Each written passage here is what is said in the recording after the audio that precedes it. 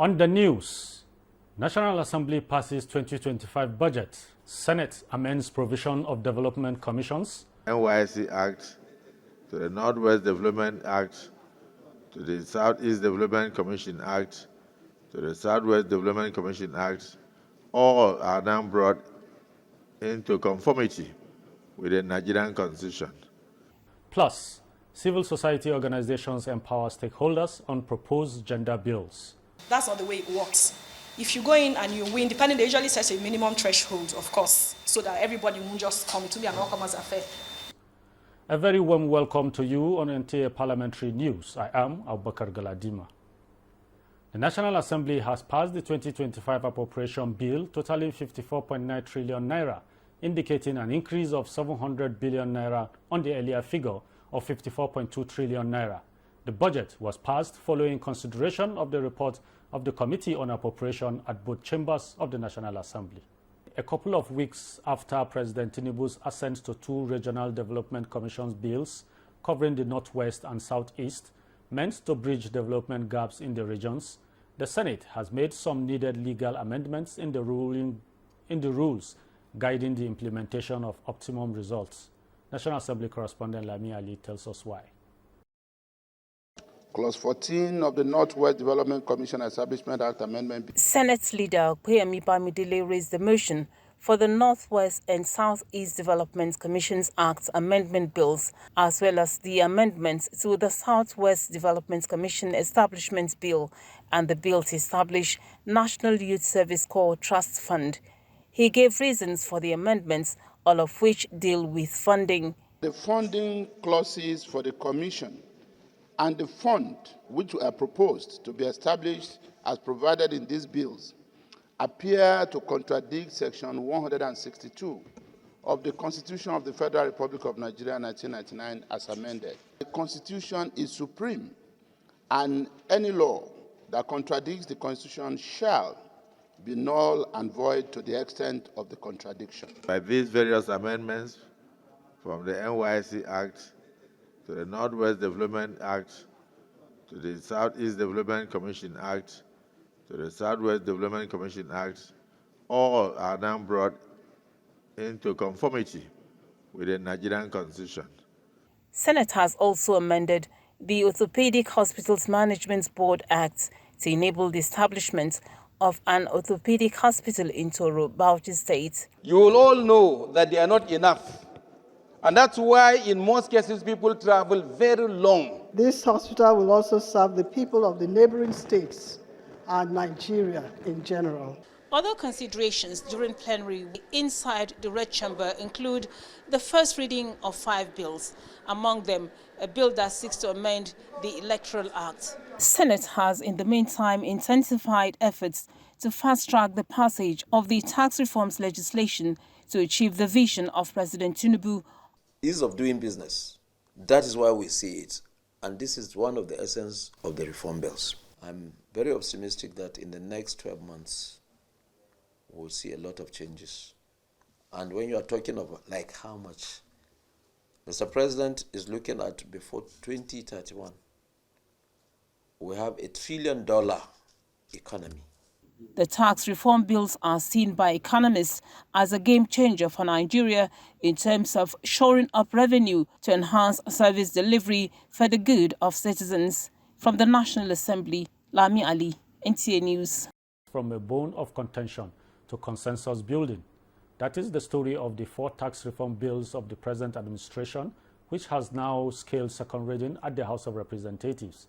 National Assembly correspondent Mitari Ikpen reports that a robust debate among lawmakers paved way for the second reading of the bill. The concerns and controversies that trailed the 4 tax reform bills submitted 5 months ago by President Tinubu to Parliament metamorphosed to consensus after several hours of debate on the floor of the House. The bills are the Nigeria Tax Bill 2024 to repeal archaic tax laws and the Tax Administration Bill to prescribe the powers and functions of tax authorities. Others are the Nigeria Revenue Service Establishment Bill to specify powers of assessment, collection, and accounting for revenue accruable to the government, as well as a joint revenue board establishment bill to create the Tax Appeal Tribunal. Majority Leader Julius Ihonviri led the debate on the consolidated bills seeking to rejig the nation's tax system. There is an increase in the tax exemption threshold for small businesses with annual turnover of 25 million. So if you are at that level, 25 million to 50 million will be the threshold under which you will be exempted from tax. The general principle of these bills will allow us the level of funding that we need as a nation to grow into the next generation. When I look at the tax bill itself, sir, it is so state-centric. It gives a lot of more money to states.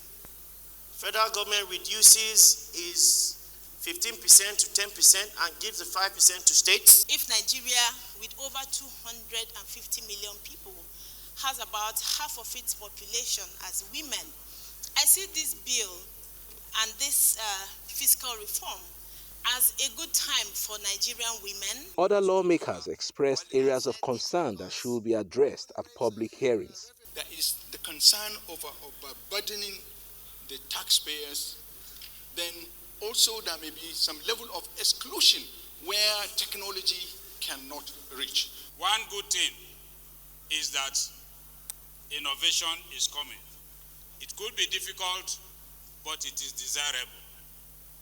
And so whilst we oppose some of the letters of the law, we support the spirit of the law in total. Meanwhile, Speaker Tajuddin Abbas has inaugurated the House Committee on Northwest Development Commission with a mandate to fast-track infrastructural growth in the region. To succeed, a comprehensive needs assessment must be conducted across the zone, identifying priority areas for intervention. The leadership of the House believes that the challenges of the Northwest geopolitical zone are surmountable and that collaboration is needed with the Northwest Development Commission to provide solutions. From the National Assembly, with Tyre NTA News. Meanwhile, member representing Dambuwa Goza Chibok Federal Constituency from Borno State, Ahmed Jaha, provided perspectives to journalists on how the House relied on series of consultations leading to the debates and second reading of the 4 tax reform bills submitted to Parliament.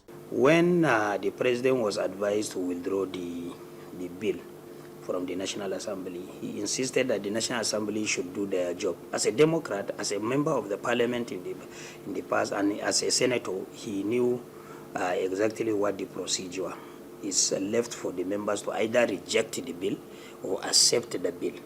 He knew this is exactly what will be the position of the Parliament. That was why he did not make any attempt to withdraw the bill, because he knew that if at the end of the period the members of the Parliament rejected the bill, he can accept it in good faith.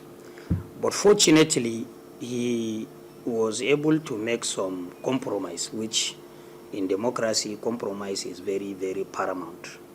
After maybe listening to the views of major stakeholders in the country, particularly the Nigerian Governors Forum, the Northern Governors Forum, Arewa Consultative Forum, and other pressure groups, particularly the caucuses of the National Assembly.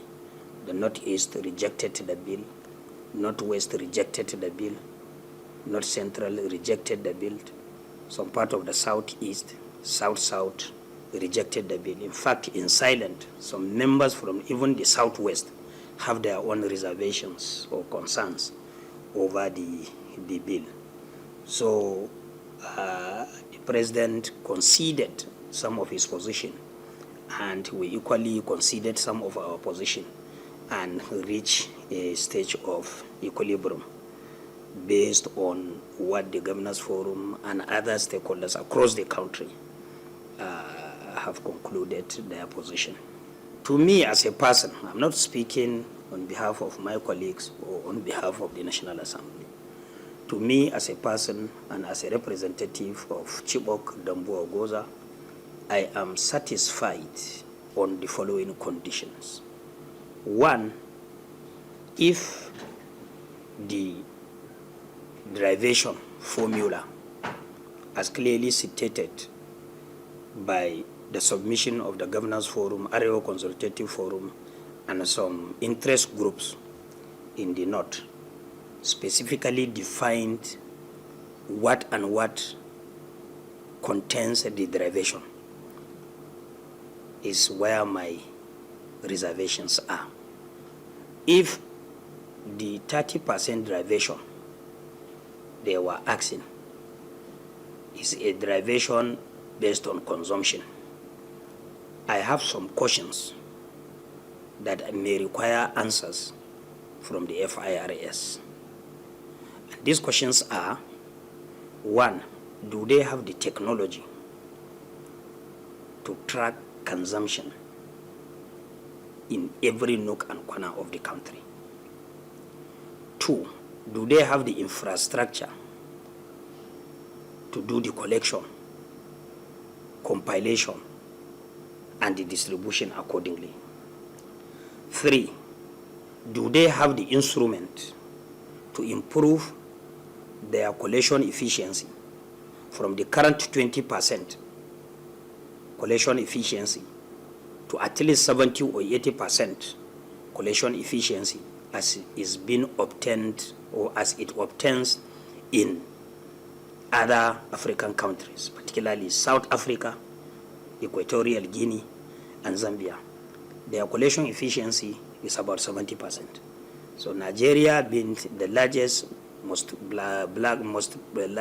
populated black nation in the world, should have at least a reasonable percentage of collection efficiency for them to approve that.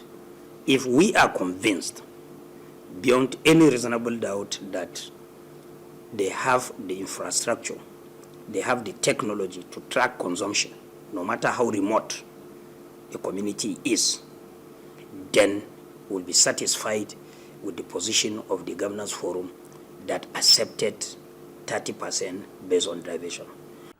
We pause now for some messages. When we return, Lagos State House of Assembly moves to end open defecation. This news. You can follow this newscast and other programs on the platforms displayed on your screen. In a bid for greater political representation, women have been urged to unite and intensify lobbying towards the passage of the proposed gender bills and the allocation of 74 special seats in Parliament. This was during a stakeholder training organized by League of Women Voters under the flagship campaign, Her Seats in Parliament. Amina Seyidu reports that the event emphasizes the need to address gender disparities in politics and underrepresentation. So sing a song for women everywhere. The session, with stakeholders discussing barriers hindering women's political inclusion, which include religious and cultural differences, financial constraints, and systemic discrimination. Speakers underscored the importance of advocacy, grassroots mobilization, and strategic partnerships to push for legal reforms that promote gender equity. In countries running proportional system, that's not the way it works. If you go in and you win, depending, they usually set a minimum threshold, of course, so that everybody won't just come. It will be an all-comers affair. But if you win 20%, you get 20% of seats. So what that happens is that it gives political parties an incentive to balance their party list. And because the political parties are the ones allocating the seats, when you apply a gender quota, it's easy to get a mathematical figure. And we are going to develop a stakeholder engagement plan, which we are going to share to all state chairpersons. We are going to we want all the chairpersons to establish their stakeholder database. We want to harmonize all, and we'll have it as our own nylon database of all state stakeholders at the grassroots. One of the ways that we help ourselves, even if the seats are given, is there is no but and there is no if. As long as it's a woman that is there, be it PDP, be it APC, be it any political, support her, because you are a woman and we need women all together. The League of Women Voters of Nigeria reaffirmed its commitment of working with civil societies and lawmakers to secure the necessary legislative backing of these reforms. Amina Saidu, NTA News. To provide more insight into the conversations around the gender bills is the National President of the League of Women Voters of Nigeria, Nilov Irene Awona Aige. You're welcome to NTA Parliamentary News. Let's start with what I'm sure is on the minds of many people. What is the importance of having more female representation in the Assembly? Importance of having a representation of women in National Assembly are enormous. The most important one is the fact that we will have more inclusive legislation. I keep saying that Nigeria is looking at every aspect of its development and economy with one eye. Everything they do, they look at it with the male lens without looking at it with a women lens. So we will have a more inclusive legislation. We will have more women-friendly laws, especially as it regards with gender-based violence. We will also have more laws that resonates with the welfare of the Nigerian people. Are there any challenges you foresee in the implementation of the gender bills if passed into law? We foresee some challenges, but of course that is why we are carrying out this training, to be able to strengthen capacity, to be able to attend to those challenges head on. We will not shy away. There's nothing that you can do without having hurdles around the way.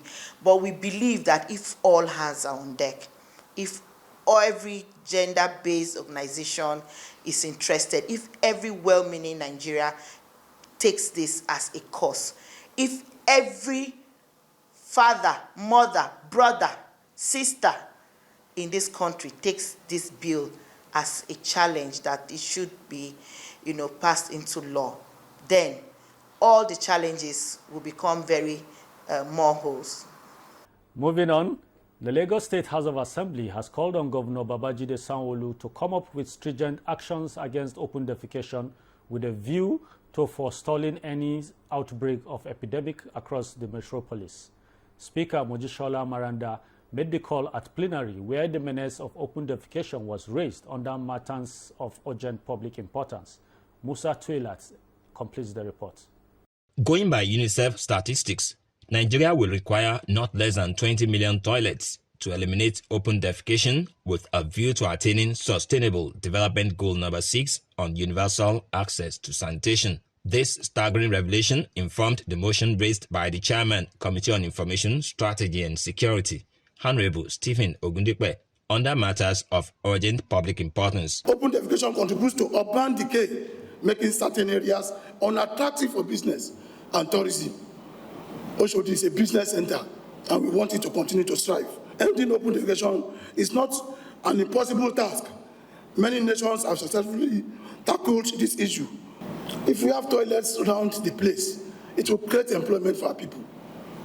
And definitely, they pay minimum amount of money to use such facilities. Lagos State Environmental Management Protection Law 2017 already prohibits defecating or urinating in drainage or any open space. However, the law does not state any exact penalty for defaulters. Taking destitutes off the streets and the need to strengthen Lagos State legislation on water and sanitation was also raised. The destitutes are messing up our states. Why can't we take a proactive measure to make sure that we take these people out of our streets? Anytime it rains and it percolates, it affects our underground water. That's what we all drink, and we say we have boreholes. Most of the boreholes in Lagos are not drinkable. Some legislators believe synergy between state and local governments on open defecation is the way to go. We should involve the local government. It's a thing that we must also encourage the private organization to come out with their CSR in order for them to look at where they could fix all these public toilets around the state. Lagos State has invested so much in building public toilets. But when you visit all these public toilets, you will find people controlling it and collecting money. And poverty is the pain of open defecation around the world. Those people that were supposed to make use of this open toilet by the government were being denied access by people who control the open toilet. I think there should be a clear-cut policy and guideline on who should be in charge of our open toilets. There are some places that the toilets are not even available, even though it's part of the duties of the local government. I think it's the 4th schedule, item 1E, provision of public convenience. But the state can also come in. So if we really want to tackle this problem, we have to fund the provision of public toilets, and we should take it serious. Private sector can also participate. Why don't we have adopt a toilet, and they can brand it and they maintain it throughout? Some private companies can do that, and they'll keep it to the right standard, and government can give them the appropriate mileage at that. As stated in the Constitution, it's the primary duties of the local government to see to the constructions and the maintenance of the public toilets. I'm of opinion that we need to call on the local government and LCDA in our state to embark on this in order to make sure that we have public toilets across the state. Speaker Miranda wants to see deliberate provision for more public toilets to tackle open defecation. We need to make provision for the public toilets to make it adequate for people. So this is to call on our local government to up their games too in providing public toilets around, considering the population, the inflow that comes into Lagos every day in and out. The Lagos State House of Assembly resolved that the state government should intensify sensitization drive and explore public-private partnership to enhance water, sanitation and hygiene across the state. In Lagos, Musa Toliad, NTA News.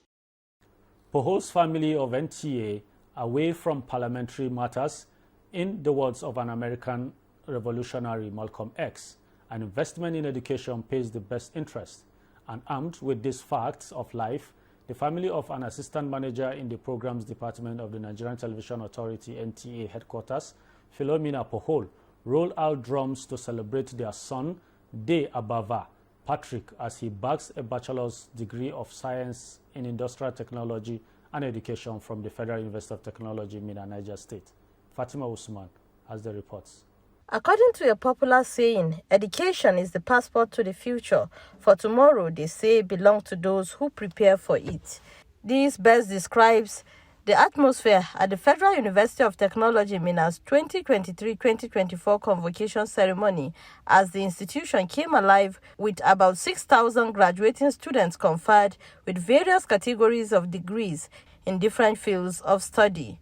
Both graduating students and their parents, as well as members of their families, were in high spirit with the knowledge that the future is already secured, just as the ex-students demonstrate commitment through their academic prowess to take the world by storm and make indelible marks on the sand of time.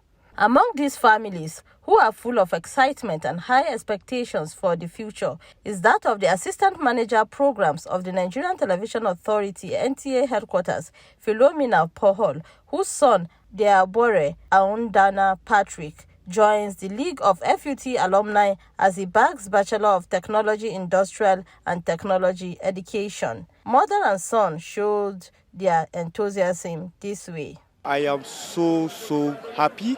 I am so grateful.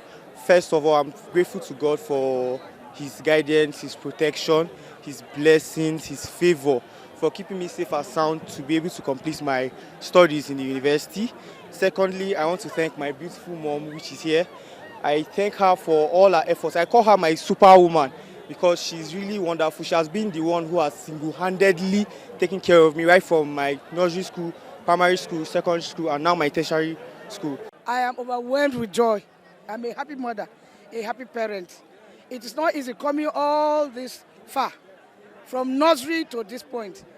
And we give God Almighty the glory for seeing us through. God Almighty have stood by us to this end. And first thing is to thank him. And then I'm proud of my son that he did not deviate. He stood firm and got to this point. So I'm a proud mother, and I'm proud of my son, Patrick Diababe. I studied food science and technology. Alhamdulillah, it wasn't easy, but Alhamdulillah, we give thanks to Almighty Allah. At least all the stress, we thank God. I studied industrial technology education, and my experience was a lot actually, but we thank God for all the hurdles. I was able to cross everything, and I'm here today. I feel very excited, very elated that I have conquered various hurdles to become a graduate, to bag a BTech degree today. Coming this far in his academic pursuit and successfully graduating is worth celebrating. Patrick is a very young man, very talented. He's a family friend, my family friend. Years ago when he got his admission, but today, behold, we thank God for the day. In Mina, I'm Fatima Usman, NTA News. Congratulations to the young Patrick and the family. That concludes the bulletin at this time. Remember to engage our social media handles displayed on the screen. On behalf of the production crew, I am Abubakar Galadima. Do have a wonderful evening.